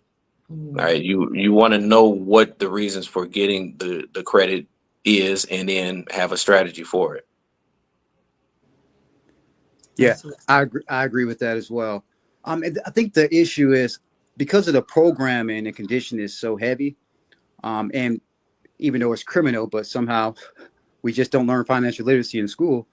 But the fact that that happens, we find ourselves in the middle of these scenarios and like, oh, I owe $20,000 in this credit card. I'm in debt. What am I going to do? How am I going to get out of this? So it's very imperative that we can, as you all are doing, but we pass these things on to our posterity and make it more fun and exciting to do learning financial literacy, so we won't continue to perpetuate these same cycles. That's pretty much going to continue if we don't make any alterations to it. Because that's the main part that had to be addressed. Because yeah, it's not fair. Um, Everything is pretty much based on debt, but we have to utilize these tools as to our best of our ability to progress in society. That's just the times we're in. So Yeah. Mhm. credit, whatever, it has to be utilized, unless we just happen to uh, come into the situation to where maybe someone knew about how to go around it, Hmm. and we just had enough money to where we didn't need to use credit. But majority of us, we got to use these credit situations, and since we do, just got to educate ourselves more about it and utilize it. Look at it as a tool and to our advantage instead of looking at it as a complete disadvantage and kind of being irritated about it or less reluctant to go towards it. So I agree with even what you said you all are doing in the group as far as working the credit game and getting things like that squared away. Um, it's better, like I said, it's better to know about it and not need it than to need it and not know about it. All right, so that's my point. And 100%. and to piggyback on that, it's better to have it, right? So with the credit, you can have the cushion, right? If you have a Mm, $5,000 credit card, for example, you shouldn't need it. In fact, that's that's the reason why they're giving you the credit, is because not because you need it, but because you have the discipline to say, okay, I know that if I need it, if I have an emergency, I can always be able to afford the emergency. But also, mm, if I just want to take a vacation, I can use my credit card, pay it off, right, in a timely manner, and always have that cushion instead of having to penny pinch and always be tight on your money. So Right. mm, credit is good to open up your spending limit, your ability to do things. absolutely. Family in the chat, I know a lot of us are, some of you are Moors, and a lot of you have access, you know about the trust. A lot of you like me, you know about Nasara and Jasara, and that's amazing. It's beautiful. Y'all know I'm the Nasara queen. No. However, we're speaking to economists, we're speaking to men that are husbands, fathers, that have families, that are disciplined, that have played the financial game, that have played have utilized economics, the system that we have right now, to forge ahead. So that's why we're having this discussion, because there are a lot of people that are in debt, and it's hard to get ahead if you're in debt. So speaking of the credit game, somebody said I'm here to live, not to play a game. Honey, listen, life is a game, believe it or not. Exactly. Exactly. If you are in debt, Dexter and I were credit repair specialists, and we know about the section 609 letters. What you can do is you can write the credit bureaus. This is free game. Write the credit bureaus and let them know, that's TransUnion, Equifax, and Experian, and let them know that these debts, this is if you want to play the game. If you haven't paid them off, you got to something in collections. This is completely legal. Okay. You can write them and say, if you have not proven, you can write them and say, this debt here is unverifiable. If according to the Fair Credit Reporting Act, Section 609, if you have not shown me the original contract with my wet ink signature, you must remove this from my credit report, and you have 30 days to do so. But that's part of the game too. Now, I don't know if I should be saying that, but it is. It's part of the game. I was a credit repair specialist, and you can use that to your advantage. Even though there's a system in place, they always provide a remedy. Always. Now, everybody, go ahead. Everybody doesn't like that remedy, but it's there. What are you going to say? No, I was saying that you're right. Always. They always provide a remedy. And the rich people, I'm sorry, go ahead. The rich people know the remedies. And that's the thing is we have to know the systems that are already in place, and we have to know how to utilize them to our advantage, because rich people know all of the loopholes and they utilize them, but they utilize credit, right? Because rich people say, I'd rather spend someone else's money than spend my own money. Mm-hmm. And if you have enough money to spend, I'm fine with that, but if you want to use credit, there is a strategy that can benefit you, but you have to know the game in order to play the game. And I think really we're thrusted into the game, whether we like it or not. Definitely. But we don't know the rules.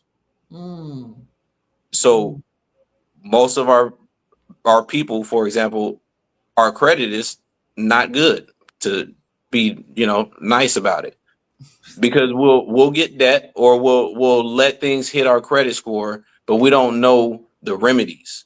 And I just say that we should be able to, one, utilize credit because it's important for us to move ahead financially, but also know the rules and know the remedies, know how you can find loopholes and use loopholes as strategies to further whatever your ambitions and goals are.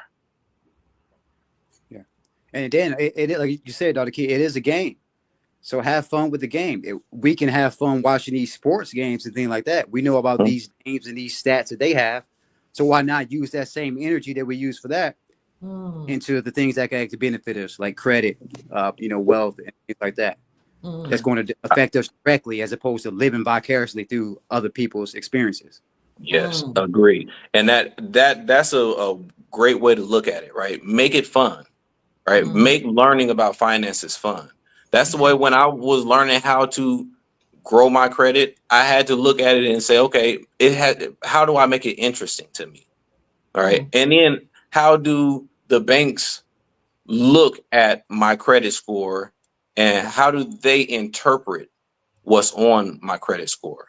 And so I started to play with the numbers, right? Like you talked about, people know percentages and stats for basketball players, NFL players, but we don't understand our own credit score, how they gave us that number, right? We have to understand 35% is your history, your payment history. 30% is credit card utilization. 10% is just understanding the numbers and how they calculate your score, and then understanding what your score is. So what I did, for example, I said, okay, if I have a 580, most banks are looking for a 620 or higher, right? So a 580 score for credit score, they're oftentimes going to deny you for a credit card, for example. Okay. Why? What does that number represent? So then I said, okay, 580 out of 850. And it made more sense to me to get the percentage. Here you go. Right. Is this what you're talking about right here? Yep, that's it. Yes. Okay. So yeah. So but now when you look at the actual score of, like, what do you need to get a loan, right? What's the number that they're looking for? They might want, depending on the bank or the institution, they might want anywhere from a 620 to a 700. And when we do just simple calculations, if you have a 580, for example, your score, I want to calculate what 580 divided by 850 is, so that we can understand what the percentage is. Because the way I see it, the banks look at your credit score as a grade, right? Mm, A, B, C, D, F.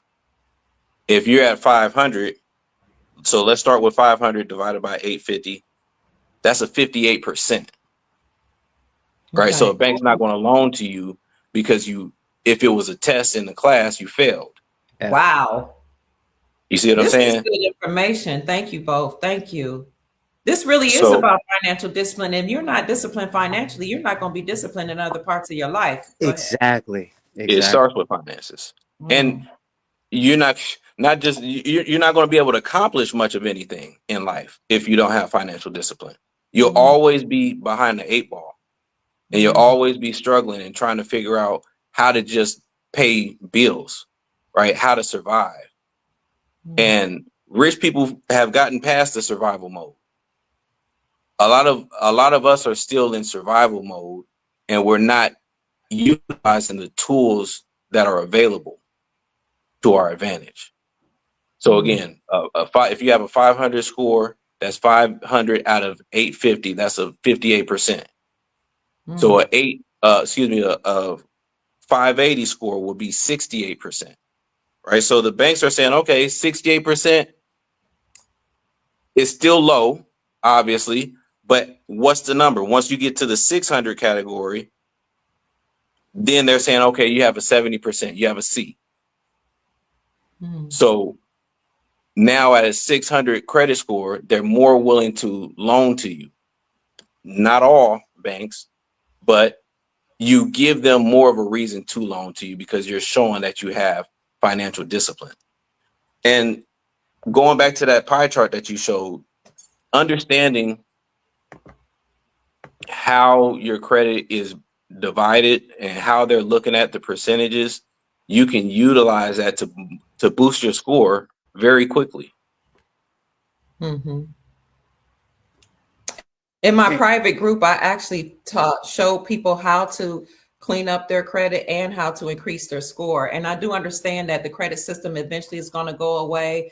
And I know that banks are going to change and become wealth management centers, but you're still going to have people lending. You're still going to have companies that are going to lend to people. So I'm just teaching you how to play the credit game if you're in it, if you're in the game, as Brother Dexter and Adept Moore are saying. So here you go, Dex. Is this what you're talking about? Yes. So I'm Okay. just saying that when the more you understand how they're looking at your score and how they're calculating the percentages, you can utilize that to boost your score a lot quicker than you would otherwise. And you can, from you being able to increase your score, they will open up more credit lines for you. Because like you said, the banks that you're referring to that's going to revalue the currencies, they're Mm-hmm. still banks and they still operate the same way we know them to operate today. Mm-hmm. There will be some changes, but they will still, as you said, they will still be loaning out money, and it's a good way to get ahead. Now, I have a question for Okay. you, Dr. Pruitt. Yes. What do you see Jasira and Nasara looking like? Well, the way I see Jasara and Nassar looking, I mean, do you want me to just give you the principles of what they said it's going to look like or what I Yes, think? What they yes, say? What they sure, say it's going to look like? Okay. So if people were to look at my channel, I actually have a video on the sorry. I'm going to look underneath that video because I'll show everybody what that looks like. 1 second. That video is called Wealth for Everyone on my YouTube channel. Um, it's something that I published yesterday, and I've been doing this for many years. It's the same video with the same information. So I'm going to show you in 1 minute, Dex, and I'll make this quick sure, because I don't know how much time you all have. Thank you both for being here. Let me get on this. Uh, honor edit to be. the. I'm in the video. I'm trying to look at the benefits. Hold on. For those of you who are watching, this show is sponsored by Simply Holistic. That is the company that produces the honey that I eat, and the black seed oil mixed with the oregano oil. And I put that information in the chat for you. Okay, here we go. The Nasara benefits. I'm going to bring it up for y'all to see it right now.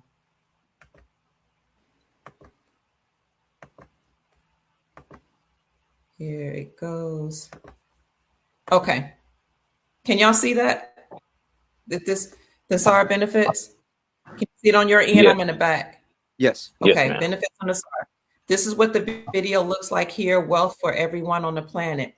The benefits of Nasara, the National Economic Security and Reformation Act. Number one, zeroes out all credit card, mortgage, and other bank debt due to illegal banking and government activities. Should I just go one by one, or you want me to stop? Were you going to say something about that? No, I don't know You if can you go wanted ahead to and say read them. something. No, I just Okay, want to number see one it is because I've heard, mhm, we've discussed Nasara and Jazeera. I haven't mhm. looked at these documents that you're pulling up, so I wanted to see what it will what it's expected to look like. Okay, And zero I out will. all credit. Go ahead. Yes, I mean, sir. I will say before you go through these are Yes, sir. things that are already supposed to be happening because Mhm. of how society is, what North America is, how we're supposed to be living. But due to the rogue takeover, we've been coerced into a debt-based society. So Mm. these things are, it's fascinating that they're going to happen, but it's like, yeah, about time. It should have been should have been take place. Hmm. Like, Hmm. give us our stuff, give us our land back, get out of here. Right. Yeah. Right, that part. Give us You're right. our stuff back. Okay, zeros out all credit card, mortgage, and other bank debt due to illegal banking and government activities. Secondly, abolish income taxes, which I believe is why President Trump said he's going to get rid of the IRS and implement the ERS, or external revenue services. Let's see. Okay, abolish the IRS, create a 14% flat rate, non-essential new items only sales tax revenue for the government. That's a part of Nasara. The fourth bullet point is that they will increase benefits to senior citizens. And they're talking about that right now, actually. Mhm. The fifth component, and y'all stop me whenever you want to say something. Okay, go ahead. The fifth is return us to constitutional law, to all the courts and lawful matters. It says legal matters, but we know we've been operating in admiralty law. Now they're saying we're going to return to constitutional law. And that's in alignment with our republic. 6, establish new presidential and congressional elections within 120 days after the Nasara announcement. Number 7, monitor elections. Go ahead. You want me to stop? No, I was gonna say you don't have to read all of them. I wanted to get an idea Okay. of Well, let me go what quickly. all. Go ahead. Okay. Go ahead. Monitor elections and prevent illegal election activity. Number 8, create a new United States Treasury currency that's backed by precious metals. Number 9, initiate a new United States Treasury banking system that's in alignment with constitutional law. The 10th point is to eliminate the Federal Reserve System. The 11th point is to restore financial privacy. The 12th point is to retrain all judges and attorneys, or lawyers, I would say, in constitutional law. 13, cease all aggressive United States government military action worldwide. 14, establish peace throughout the world. 15, initiate first phase of worldwide prosperity distribution of vast wealth, which has been accumulating for many decades. The law requires that the farmer claims be paid out first before the general public. And the reason for that is because the farmers are the one who took the United States Incorporated and the Federal Reserve central banking system before the world courts and said they were enslaving the planet. That's why the farmers are being paid first. 16, release enormous sums of money for humanitarian purposes. And we can see that's happening with President Trump creating the Sovereign Wealth Fund, and he will soon release that money. 17, enable the release of new technology such as free energy devices, pollution cleanup, and sonic healing machines. 18, reduce the work week hours to 20 hours per week. And finally, according to Nasara and Jassara, they will do what you were talking about, Brother Dexter, what we're calling now universal basic income. And that is everybody over the age of 21 having a a sum of between $10,000 and $100,000 per month in their non-interest bearing account. For some people say it's going to happen for 11 years. Some people are going to say into perpetuity, meaning forever. So in other words, everybody's going to have a certain amount given to them in their account, their new quantum account. And it looks like a universal basic income, which is something that other nations, especially oil-rich nations, already do. And those are the main bullet points of Nasara. Yes, and those are excellent points that I think are occurring right now in real time. But it takes time for it to play out, and then they have to play it out on the world stage. Right. So whereas you had this information years ago, we're just now seeing it, being announced and discussed on TV and on mainstream platforms. But as it plays out, we still have to have a strategy, a day-to-day strategy of how to live and how to survive and get past just surviving and being able to really accelerate our success levels, for ourselves and our families. Absolutely. 1,000%. 1,000%. So, gentlemen, we've been on for about 2 hours almost. We can go longer, but I would like to hear your final thoughts on what Nasara, financial discipline, or the fall of the United States Incorporated. And I will start with you, Adept Moore. What are your final thoughts to the Soul family that you would like for us to take away from the podcast? Well, first and foremost, thank you for having me. It's an honor. I was actually born in Cleveland, Ohio as well. Yay! So, connection there. Oh, yes. Yeah, but final thoughts is just really just be appreciative for what you do have and stop focusing so much on what you don't have so far. Truly lean on that gratitude, because the gratitude is going to determine your attitude, which will determine your altitude. All right, so just stay heavy on the gratitude, be grateful for everything that's going on, and be grateful for the awareness, because again, we imagine just going through life and not even knowing about these things, not even knowing that, it's a game, it's all an illusion, and you're thinking everything was 1,000% real the way it is. So the fact that we are aware of that should be exciting, because eventually it all crumbles. Like Rome fell because they started creating money out of thin air. So just through history, it all has to crumble eventually.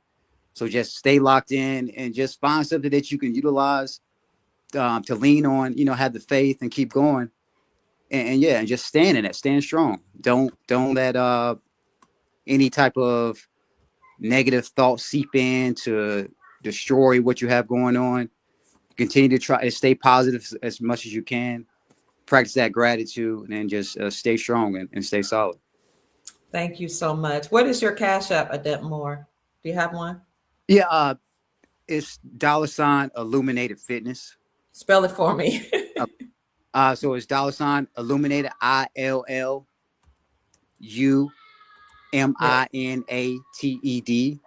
Fitness, FITNESS.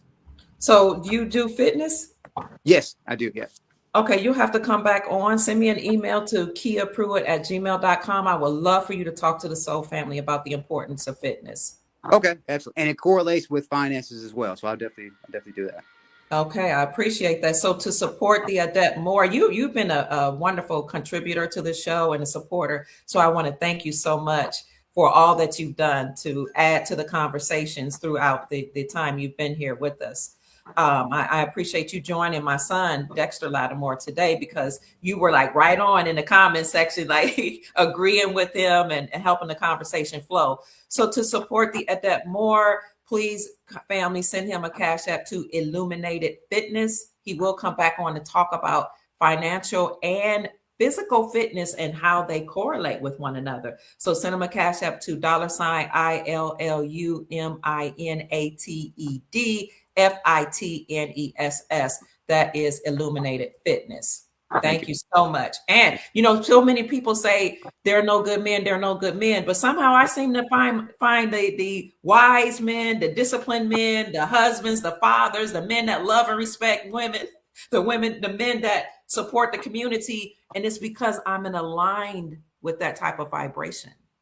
And when you yourself are aligned with being healthy and whole and complete, those people, including men, they'll just pop up everywhere because you'll realize they've always been there. It's about what type of energy you exude. That's what you attract. Having said that, Brother Dexter, your final thoughts, because you've been wonderful to come here and talk about economics and family and finances. So what are your final thoughts as it relates to anything we've discussed today? My final thoughts would be to be encouraged, right? Stay positive, as our brother mentioned, and prepare, right? Have strategies, because the country or the nation, the government as we know it, things are changing, and they're changing fast, right? I would agree again with the Nasara. All of these things are on its way, and they're happening right now.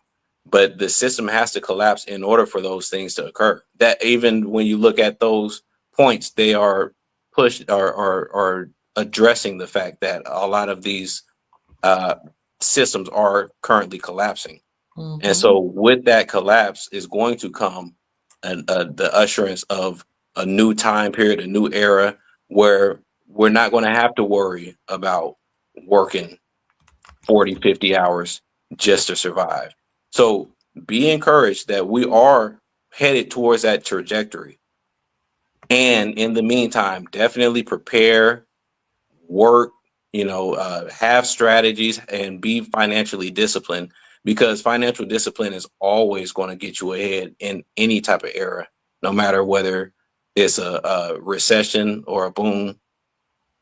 Being financially prepared and financially disciplined is always going to be beneficial to the individual and the family. And the family. And, you guys both have talked about discipline. That's something that I see a lot of Americans kind of, need a little help in.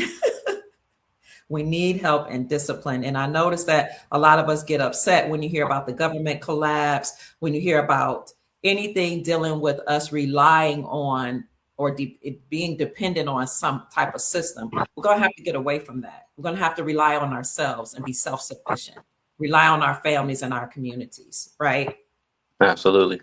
Right. Absolutely. So, gentlemen, do you have YouTube channels that you're going to start or that you have started? Adept Moore? Yes, I have. That's my YouTube handle right there. The Adept Moore 7. Oh, okay. Yeah. Okay. YouTube. Let me, oops. Did I get that? Okay. I thought I got rid of you. I thought you all escaped. So let's see. YouTube, the Adept Moore 7. Yeah, that's okay. correct. And Brother Dex? Yes. I have a YouTube. It's a music channel, and I'm actually currently working on creating my econ channel, my economics channel. Okay. But I'm on YouTube as Dex Lattimore. Okay, so let me bring this up right quick. I know we're running out of time. I don't want to spend up too much of your time, but first, here's the Adept Moore's YouTube channel, family. And again, you can support him financially by sending him a Cash App to $ Illuminated Fitness. Here's the Adept Moore and his channel right here. All right, brother. Thank you so much. Can't wait to subscribe. I will subscribe to your channel soon. I'll do that today. And then, Brother Dex, what's your channel again? Dex Lattimore. Dex Lattimore. And Dex, you were a pastor, so you are a man of faith. Is that correct? Yes. Okay. Yes, ma'am. Your faith is Christ consciousness, being Christ conscious, having an awareness of Christos, awakening up to the God within. Correct.